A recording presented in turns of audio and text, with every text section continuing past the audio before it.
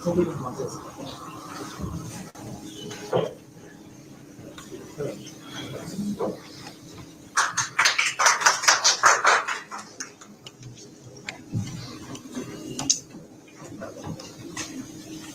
request our distinguished fellow Ashish Kumar to hand over a small memento and gratitude. So we planted. I'll request our distinguished fellow Ashish Kumar to hand over. So we planted few trees in your name, and this barcode will keep a track and monitor its progress.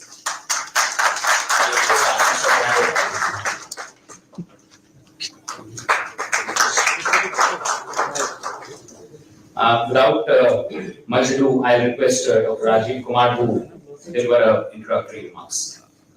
Business analysis and AI, imagine the endless possibilities. So if your company is not giving you the growth and salary,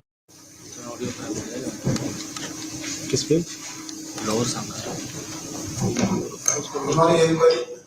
Honorable Minister of Commerce and Industry, Shri Goyal, Secretary Mosque, Mr. Goyal, my colleague Ashish Kumar, and Praveen Lokhar, Executive Director of India Foundation. Ladies and gentlemen, what a pleasure to welcome you all here on the launch of our report on the e-commerce and its impact on employment and consumer welfare. This has taken us 6 months of hard work, and we have surveyed about 12,000 entities of all kinds, which is the consumers, vendors, suppliers, and all of that, and the results is here.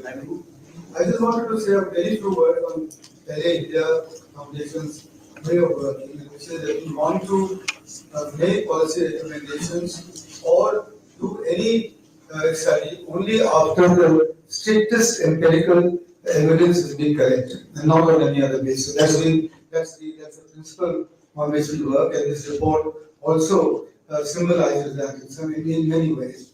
The India Foundation was established in 2013, and we have continued to work over the last year in different sectors: financial sector, health, natural farming, e-commerce, ease of doing business, and now we are getting into tourism also. Just to say here that the last work that was done on impact of large retail on the consumer welfare and the economy was actually done in Korea when I was the chief CEO there in 2008. And it's taken 16 years really for another such evidence-based, survey-based work to have been now come out again. And I think it will be important to listen to what the results are. And just one word, that e-commerce itself is transiting very quickly. Its share has increased, but nonetheless, its share is only 8% now, less than 8% of the total. So that the fears that we have very often, and I was discussing with the Honorable Minister here, that the fear that we have that this is going to be hugely disruptive will have to be looked at, as it were, objectively.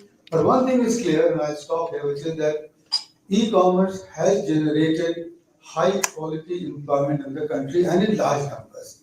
And I think that's what we were looking for. And I think that's an unambiguous result that has come out. And given the importance of generating high quality employment in our country, I think we need to follow through with the progress of e-commerce. And now, as I was discussing with another person here from the Prime Minister's office, from e-commerce to quick commerce and hyper-local, I think that's the way to go. And we look forward to further progress in this regard. Thank you all very much again for here. Special thanks to you, sir, for being here with us today, and to Mr. Goyal for being here. And once more, welcome, and I look forward to the discussions here and to your participation. Thank you. I'll request Mr. Ashish Kumar, who's spearheaded today.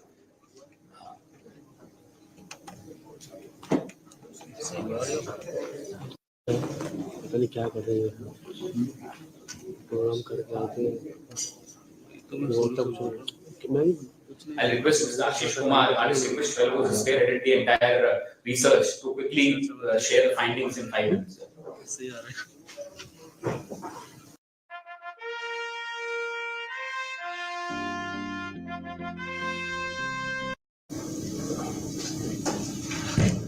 Thank you so much, Ravi. Let me just introduce a little bit about this study and the background. We all know retail is the engine, and we are looking forward to push this engine as much as possible.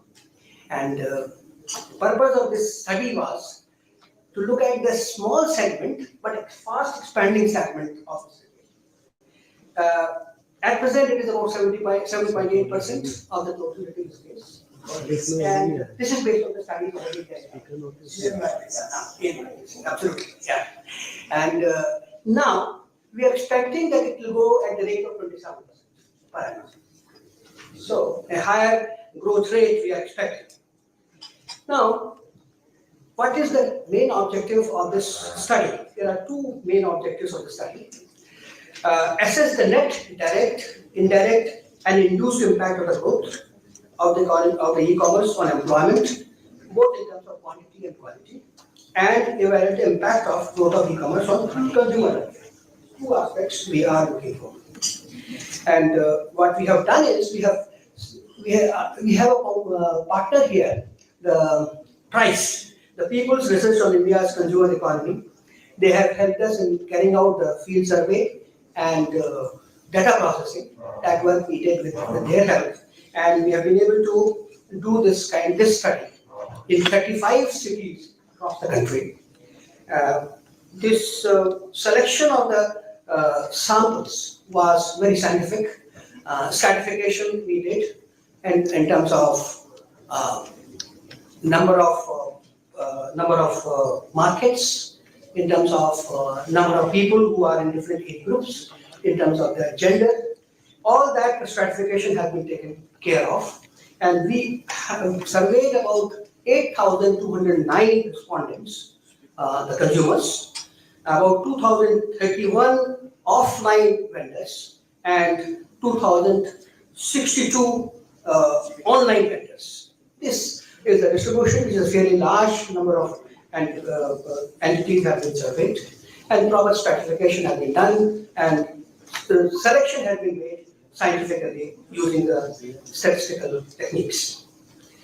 Now, what kind of information we have collected is basically to the employment, how it is changing, how it is increasing, how it is decreasing, and what kind of roles have been created by this e-platform or e-commerce, and what kind of roles have been closed, which is not required.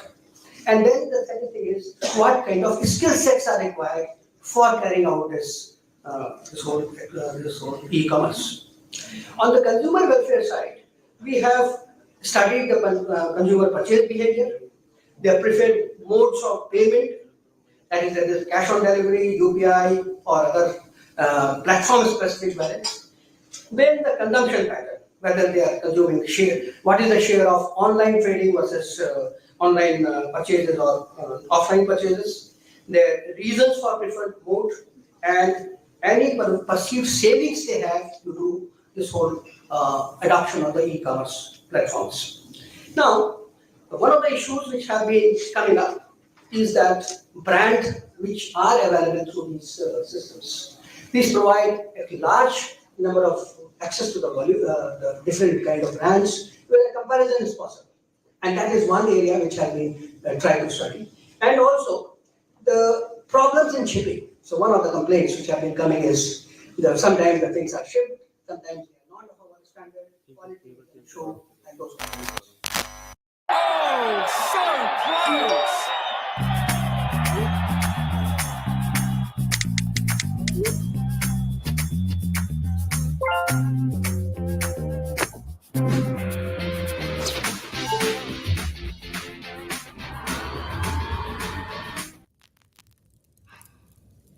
भाई हमसे पहले कैसे flix बस करो ना यार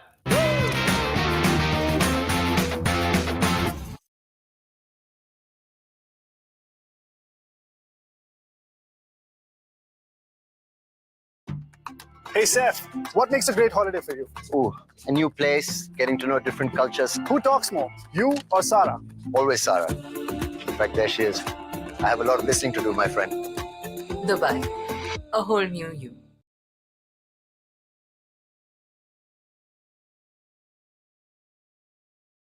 A major finding in terms of more numeric numbers a little bit, average number of jobs per vendor have been in online about 8.75 on an average, so about 9. Offline mode, it is about 6. And omni-channel, that means those vendors which have both online and offline presence, it is about 8. So there is a 54% more people getting employed this e-commerce vendoring. And this is almost 12 which the female employees are employed. So that's a situation, that's an advantage of adoption of the e-commerce. Now, it has been stated that retail enterprises, about 1.6 million enterprises throughout the country participate in the online space, and they have created about 15.8 million jobs, out of which 3.5 million were for women. So this is empowering women, and a lot of people, because otherwise normally in offline stores, women's participation is much less. The nature of jobs which have been created are mostly management and marketing. These are the major jobs created. And what are the skills required nowadays for this e-commerce platform is data management, social heaviness, packaging and delivery, and inventory management. They have become all the more important than others. Now, in terms of business performance, those offline vendors who have shifted to online or have shown that they have a better sales and better profits, higher sales and higher profit after they have shifted, because access has improved. The access to the markets have improved, resulting into this improvement. A comparison has been made that on an average per customer, where they get more than 500 sale, that is what is larger in number of those who are in the omni-channels, on the omni-channels and the e-platform. So employment is one. Also exports, we have collected some information, which may be worth mentioning. The exports through online vendors has been there, small but 12% or so, and they are increasing even for about 8% for 25 to 75% vendors reporting their exports. Now, on the welfare side, we have developed a index on 6 parameters. I'll just be concluding in 30 seconds. There are convenience, access and inclusion, consumer confidence, cost effectiveness, healthy competition, and grievance redressal. And most of the complaints were in the form of grievance redressals. So ultimately, our take is that this segment is going to grow faster, but grievance redressal systems have to be improved. That is what we are looking forward. Thank you. Now I'd like to request our chief guest and Honorable Minister of Commerce and Industry, Shri Piyush Goyal, to deliver his address. So, there are 5 stages in building a business. First is the stage of struggle, where you're not clear about what is the right product, who's the right customer, what's the right price. The second stage is the stage of survival, where you are doing everything, but you're not able to generate income consistently. The third stage is the stage of stability, where you are doing everything.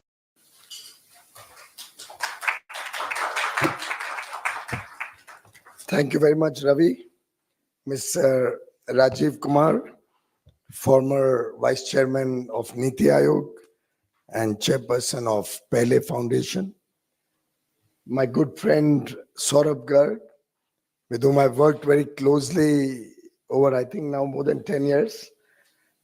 And somebody I look up to for hopefully revamping the entire statistics system in our country, which needs a complete overhaul. And I am sure under his leadership, we'll see some game-changing improvement in how we evaluate and how we collect statistics. Thank you, Ashish ji, for your overview of the report. I'm sorry to rush you, but I would have to leave soon. My compliments to Rajiv ji for taking out this report. It compiles what other international organizations have been saying for some time, and then they followed it up with a very exhaustive study on the ground to understand the impact of e-commerce on employment, on small vendors, small retail, micro enterprises, and they've come up with certain findings. I've taken the permission of Rajiv Kumarji only to make your next two sessions more lively and make the debate more useful from the country perspective, to say that whatever little I've been able to read and see of this report, I would like to completely disassociate myself from this report. So at the outset, let me be clear that I do not agree with any of these findings. There are a lot of young boys and girls here, a lot of experts. I do hope in the next two sessions you will study what these findings say in much greater detail than what I have been able to do in this short time. But I think in the urge to show that this has not had an impact on employment in India, the researchers have lost sight of even the statistics which Ernst & Young has put out. First of all, I don't believe that they really know what's happening in the ground, on the street, in the villages of India. I don't know what is the Ernst & Young source or basis, but let me go by the Ernst & Young data itself. They have themselves in this report written, based on Ernst & Young reports, that in 2019, the share of e-commerce was 4.7%. That's the report written here. And by 2022, they say it has grown to 7.8%. And Rajiv ji said, probably, I don't know what Ashish ji, whether he endorsed that, said that it's nothing to worry about. This growth from 4.7 to 7.8 in 3 years is nothing to worry about. At the same time, the authors have said that the growth of e-commerce is at 27% annually.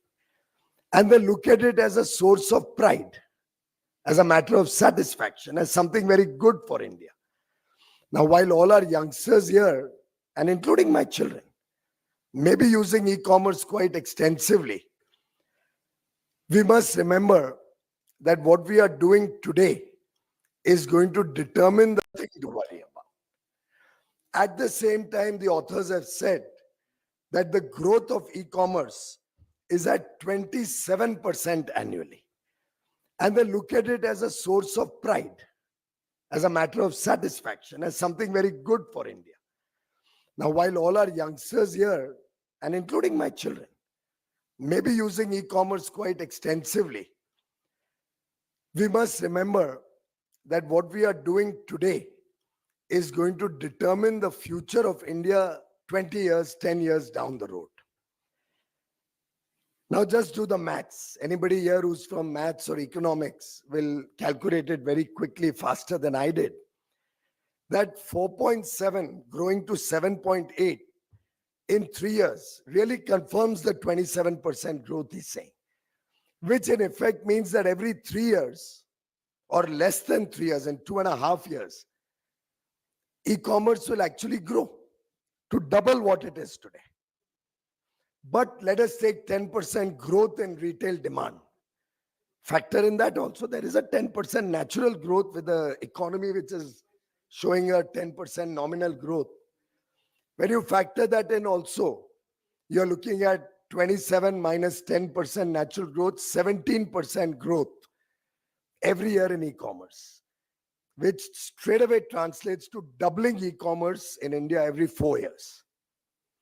Not my statistics, it's what's written here.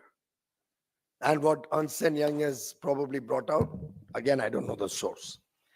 So going by his statistics in the book, 4.7% e-commerce share in 19, 7.8 e-commerce share in 22, They've also written they estimate 24 to be 10.7%. It's in the book, which only validates my assumption that every 4 years it's doubling. May not double always every 4 years. As it reaches greater levels, they'll start peaking off. But even if I was to take only 2 cycles of growth in the next 8 years from 24 to 32, effectively we are saying 24, 10.7%, 28, 21.4%, and 32, 43%. Just keep that back of your mind. Now I'll give you an aspect of e-commerce which has been really troubling me a lot. In the same report, there are some details. Here it is. There are some details on page 33, which I'd like you all to debate in the rest of the conversation, where they've estimated the growth and the market share of food and grocery, apparel and accessories, jewelry and watches, consumer electronics, home and living, pharmacy and wellness, others, and footwear. They've themselves given what is the current share and what is the estimated growth rate. Now, I'd like you to consider one aspect of e-commerce, and I'm sure our young boys and girls here will seriously debate this issue. I hope Statistics Ministry also takes this up as a serious task for you to do. E-commerce doesn't attack every part of the retail store. If any of you has ever studied a retail store, it may have 100 items on display. But out of those 100 items, it's not as if all of them have an equal contribution to the survival of that retail store. There will actually be 70 items which will just be loss leaders. He'll make no money out of it, probably a loss at 60, 70% of the items. There'll be another 10, 15, 20%, which will be a nominal profit. He can make a living out of that. It's the 5 or 10% items which really make him the good profit. So if I may take a case in point, you must have seen that a medical store also keeps chocolates. What is the chocolates got to do in a medical store? He needs certain items which give him 30%, 25%, 40% return. They often keep cosmetics, if you would have observed, and certain day-to-day items which we all need. Those are the ones which give him some surplus in his hand. What does e-commerce do? We all think that, oh, they are making things so much cheaper. If I go to a store and buy a 5-star chocolate or a box of chocolates, it's going to cost me 500 rupees. I can get it delivered on e-commerce for 350 rupees. It's because that's the item which had the largest margin. E-commerce is eating into the small retailers' high value, high margin products, which are the only products through which he survives. And therefore, you will see that on particular items, the growth rate is phenomenal. In the same report, you are saying, sir, that food and groceries is only growing between 0.5 to 4%. Could also be because, according to them, food and grocery penetration is already 66%. It's wrong. Food and grocery is not 66%. Even today, the minuscule population which is on e-commerce, a large section still goes to the bhajiwala on the corner and buys his vegetables. We still order at the grocery store, atta bhej dena, tel bhej dena, all those items. So this figure itself is basically wrong, but the growth rate is also low. And where is the growth coming from? Apparel, 14 to 18%. Jewelry and watches, 4 to 6%, because their look and feel matters. You don't buy jewelry on an e-commerce site. You go to the jewelry store or to a watch store. You want to see how does it look. You want to feel it. You want to put it in your hand and then make a choice. Thus, the photograph can't show you what to buy. But consumer electronics, anybody wants to guess what the growth rate is? 26 to 28%. High margin business, look at the growth rate. Home and living, 8 to 11%. Towels and napkins and mattresses don't have a huge margin. Again, you want to actually feel that it's good enough. Pharmacy and wellness, they say 6 to 18%. My own information, it's growing very fast. Others is 8 to 11. And footwear, even though the base is small, 1%, footwear provides millions of people jobs.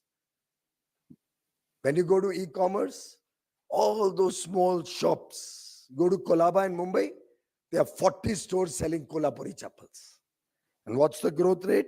16 to 24%. Think about it, young men and women. What are they edging and wedging into? Products of high margin based on which more than 10 million retail stores in the cities, and possible estimates are probably 100 million small retailers all across the country. Go to even the smallest village, there'll be 7, 8 retail stores, 10 retail stores, 6 lakh villages in the country. There will be somebody selling grocery. There will be 2 or 3 people selling apparel. There may be a jewelry store. There could possibly be a pharmacy, if not in one village, in the panchayat, 2.5 lakh panchayats. Just think about it. Are we going to cause huge social disruption with this massive growth of e-commerce? And I don't see it a matter of pride that half our market could possibly become a part of the e-commerce network 10 years from now. ये है breakout और आप enter करोगे यहां पर breakout होने के बाद वॉल्यूम दिखने के बाद और ये है वो जगह जहां मैंने एंटर किया ब्रेकआउट से पहले वॉल्यूम बिल्डअप होने से पहले और मार्केट्स में सारा एक्शन होने से पहले और इसी तरीके से ये सारे ट्रेड्स मैंने ब्रेकआउट से पहले बाय करे पर कैसे आओ समझते हैं हाय माय नेम इज पारंग मैं हूं एक सेबी रजिस्टर्ड रिसर्च एनालिस्ट मेरे को 9 साल से ज्यादा का ट्रेडिंग एक्सपीरियंस है और मेरा स्पेशलाइजेशन इंस्टीट्यूशनल स्टॉक ट्रेडिंग है जहां पर ब्रेकआउट होने से पहले कैसे एंटर करना है बिल्डअप के टाइम पे ऑर्डर फ्लो को कैसे स्टडी करना है इंस्टीट्यूशनल एक्टिविटी कैसे आइडेंटिफाई करनी है उस पे मेरा फोकस एरिया है अगर आपको इंस्टीट्यूशनल ट्रेडिंग और ये स्क्वीज स्ट्रेटजी सीखनी है मैं 3 घंटे का लाइव वेबिनार कंडक्ट कर रहा हूं जहां पे मैं 100% मनी बैक गारंटी दे रहा हूं अपना वेरीफाइड पैनल दिखाने वाला हूं मेरे वेरीफाइड ट्रेड्स दिखाने वाला हूं और पूरी स्ट्रेटजी A to Z आपको सिखाने वाला हूं अगर आप इंटरेस्टेड हो click on the link below join the webinar this will be the best webinar of your life you have a 100% money back guarantee you have no risk click on the link below join the webinar I will see you inside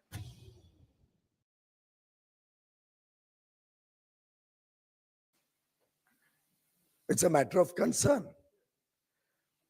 And bear in mind, I don't know what the calculations of employment and how they come from, but we've all heard that old adage, which I confirm from Saurabhji, just so that I don't make a mistake. I remembered a different version, but he wanted to be more polite. There are lies, damn lies, and then there are statistics. But we should take it in the right spirit. I'm glad that Rajiv ji and his team have at least jogged us to start assessing this subject based on data, based on empirical evidence. I'm being contrarian to the perception sought to be made because we've seen this happen in the West.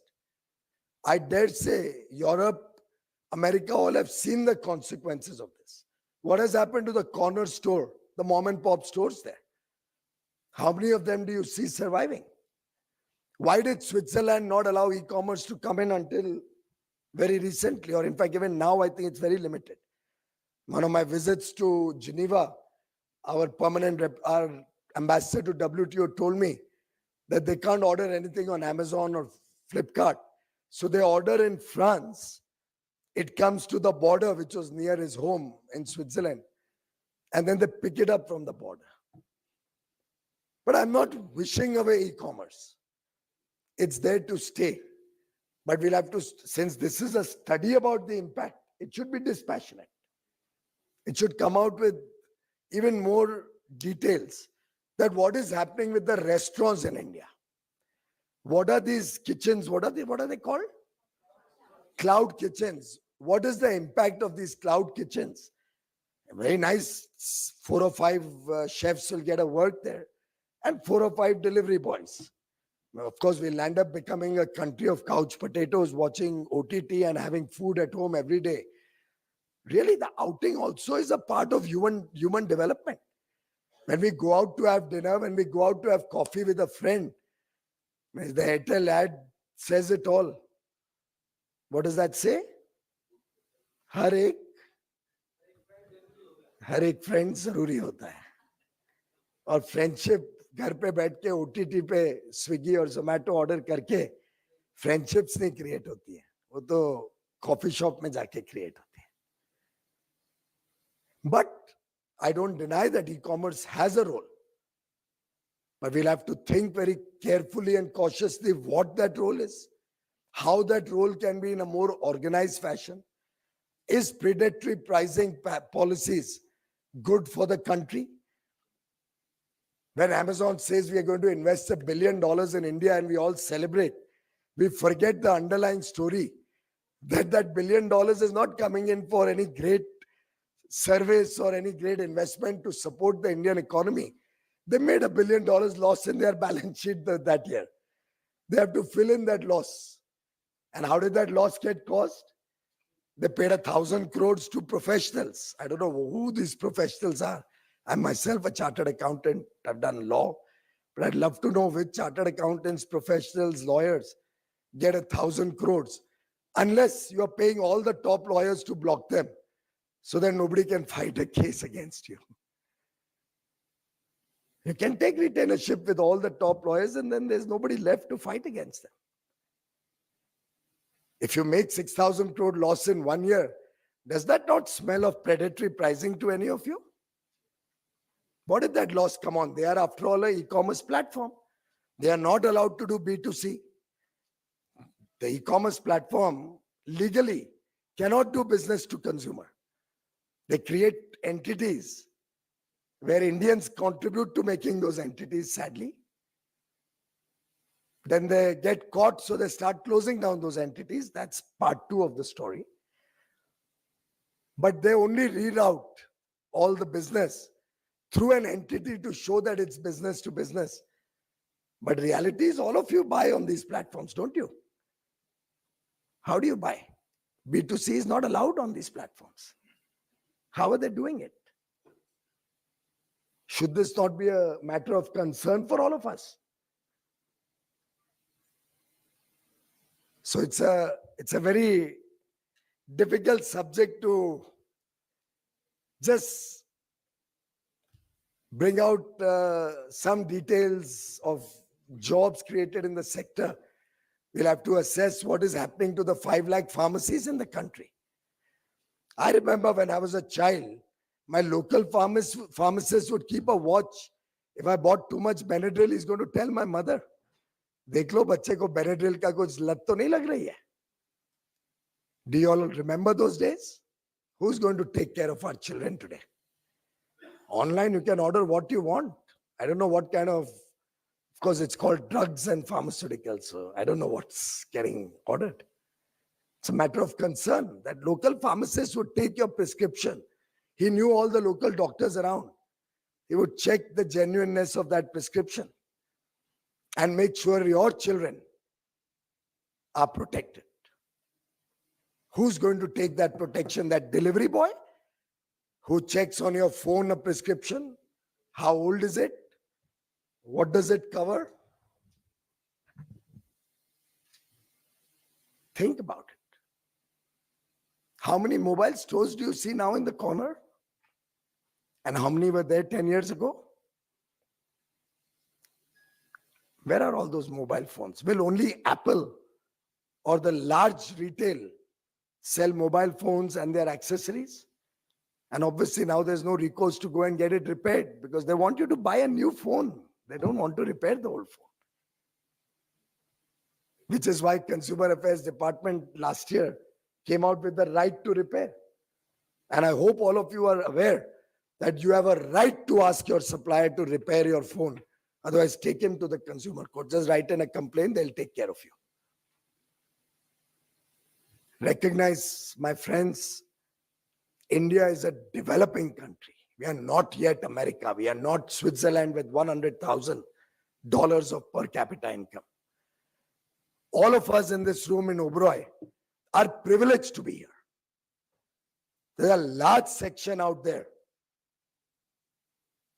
who still deserves our affirmative action, who still needs help. Every child in this country has not got the privilege to come to this type of sessions or this type of interactions. We'll obviously get an edge up. And therefore, even when it comes to jobs, when it comes to opportunities for the future of India, I think all of us will have to play our part. Of course, I don't deny that technology will play its part. Technology is a means to empower, is a means to innovate, is a means to meet consumer requirements, probably sometimes more efficiently. But we'll have to see that this grows in an orderly fashion. We will have to see that this connectivity, this convenience is citizen-centric. It democratizes or socializes the benefits to larger sections of society. It ensures that in the race for market share, and a growing market share at 27% a year, we don't land up causing huge disruption for the 100 million small retailers across the country who also serve. Thank you very much.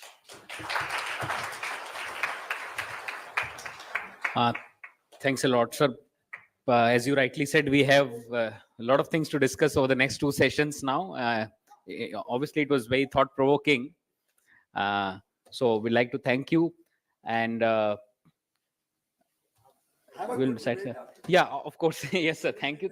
No, thank you so much for speaking out your mind. And it was a very thought-provoking one. So I'd like to thank you. Ravi, Mr.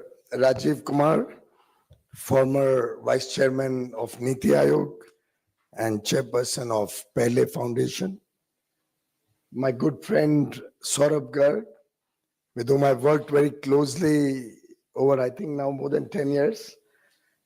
And somebody I look up to for hopefully revamping the entire statistics system in our country, which needs a complete overhaul.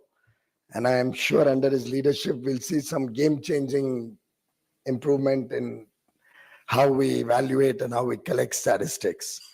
Thank you, Ashish ji, for your overview of the report. I'm sorry to rush you, but I would have to leave soon. My compliments to Rajiv ji for taking out this report. It compiles what other international organizations have been saying for some time, and then they followed it up with a very exhaustive study on the ground to understand the impact of e-commerce on employment, on small vendors, small retail, micro enterprises, and they've come up with certain findings. I've taken the permission of Rajiv Kumarji only to make your next two sessions more lively and make the debate more useful from the country perspective, to say that whatever little I've been able to read and see of this report, I would like to completely disassociate myself from this report. So at the outset, let me be clear that I do not agree with any of these findings.